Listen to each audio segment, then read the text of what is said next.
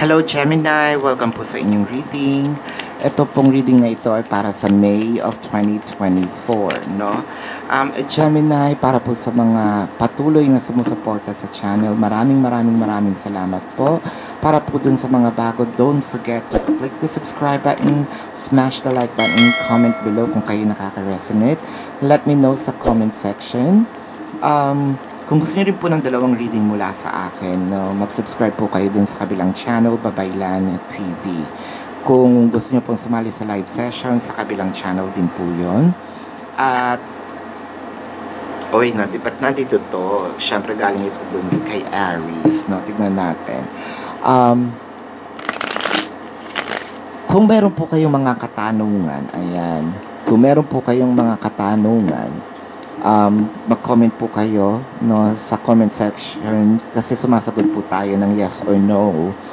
As long as yung format ng tanong nyo is yes or no, no, sasagutin po natin yan.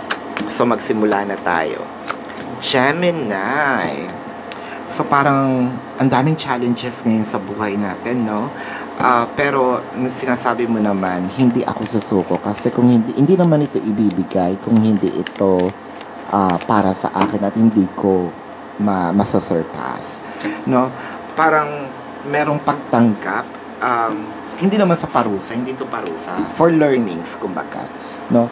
At saka dumadating, hindi mo ba na iisip, Gemini, palagi na minsan hindi natin alam, no, yung dahilan bakit nangyayari, pero at the end of the day, no, kadakot-dakot masasabi natin, ito pala yung reason bakit hindi nangyari si ganito kasi may mas magandang bagay. Ito nga yung sinasabi natin na kapag may sinarang pinto, no, may magbubukas na bintana, no?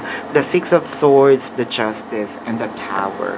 Ayan, ang nakikita ko naman dito, Gemini, parang feeling ko may pagtanggap na din sa separations ninyong dalawa, no? Separations can be physical or energetic. So, wala ka na dun sa denial stage. Nandito ka na sa part na kung merong dadating, okay din. No? Willing na ako.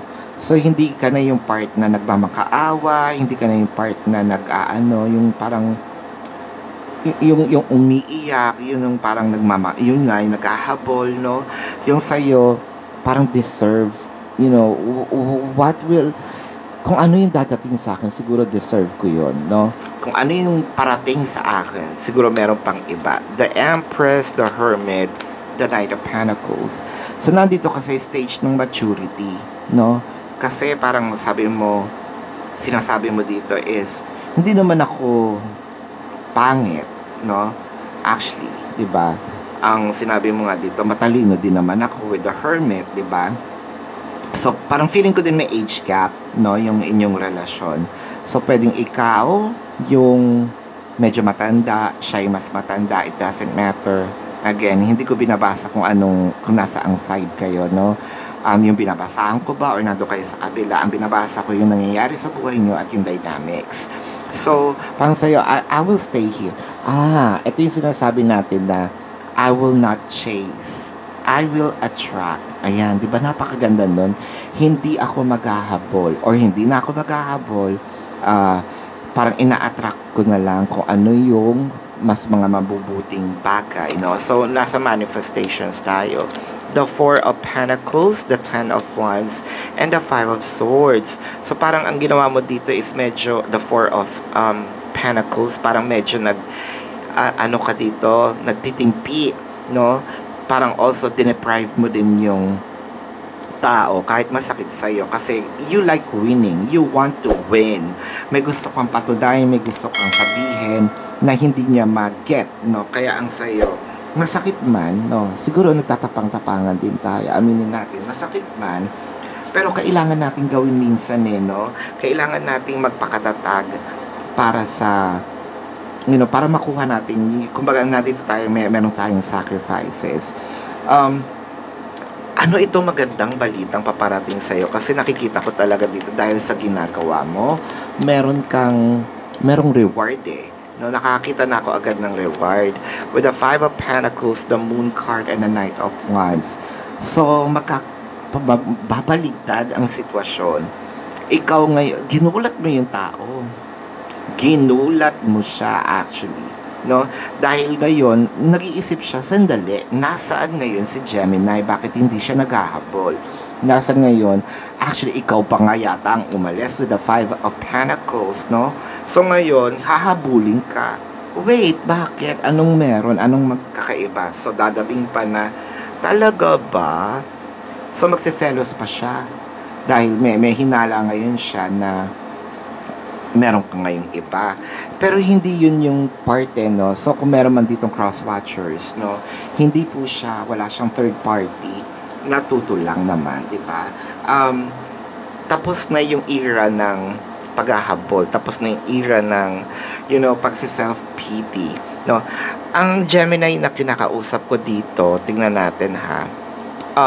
Siguro lamigin. Ayan. Nakakita din ako dito ng chill ka ngayon masyado, no? Lamigin tapos chill. Chill ka na parang nonchalant, no? Sabi nga ng mga Gen Z na kumbaga wala kang paki ngayon, no? Sa mga nangyayari. Focus ka sa sarili mo. Ano pa ba? Ang nakikita ko dito, well, siguro mahilig ka naman din sa mga pet. Yun ang nakikita ko. Not just ordinary pet. Nakikita ko mga exotic. No? I'm gonna be very specific in here. Siguro meron kang, what do you call that? Yung parang wolf na aso. Hindi golden retriever. Basta yung kala mo wolf siya. Nakalimutan ko yung tawag. Basta ganon, no? That's very specific na nakikita ko, or gusto mo siya, no? Or baka meron kang wolf sa bahay, no? At saka lagi ka ngayon nagpapahinga, hindi dahil pagod ka, madami kang iniisip. Well, pwedeng ganun din, pero ang sayo, focus ako sa sarili ko, nagre-rejuvenate ako. Ayan, siguro, no? Nagre-rejuve din tayo talaga, in literal. So, tingnan pa natin, the Fool card, the Lovers, ayun, and the Ten of Pentacles. Ganun din naman pala. So, yung dating ino-offer mo, na nire-reject niya, ngayon niya nasabi na, yun pala yung gusto ko, at ako ngayon ang mag-o-offer. Baka kasi ayaw ng pinapangunahan naman, Gemini, no? Ngayon, nung sinabi niya, ay, parang na-miss ko yung ginagawa niya. Ngayon, siya ngayon yung gagawa. Tables will turn. Magpapalit kayo ng sitwasyon. No? Magkakabaligtad ng sitwasyon. Kung dating ikaw ang naghahabol, well, deserve mo naman din sigurong habulin ngayon, di ba? So, maramdaman naman niya kung ano yung feeling ng hinahabol. Tingnan natin ang zodiac signs ng taong mahal mo. Well, Gemini agad, no? Baka kapwa Gemini. Aries is here, Virgo is here, Leo, no, Libra, Pisces, Taurus is here, Sagittarius. So ito muna ang iyong reading for now. Gems, again para po sa mga bumabalik po sa ating reading at patuloy na sumusuport sa channel. Maraming salamat po. And dun po sa mga bago, don't forget to click the subscribe button, smash the like button, and comment down below. Kung gusto niyo ng dalawang reading po sa akin, kabilang channel po, Babaylan TV. Kung gusto niyo sumali sa live session, sa kabilang channel din po. Maraming salamat. Love and light. Namaste. See you po sa susunod na reading. Goodbye.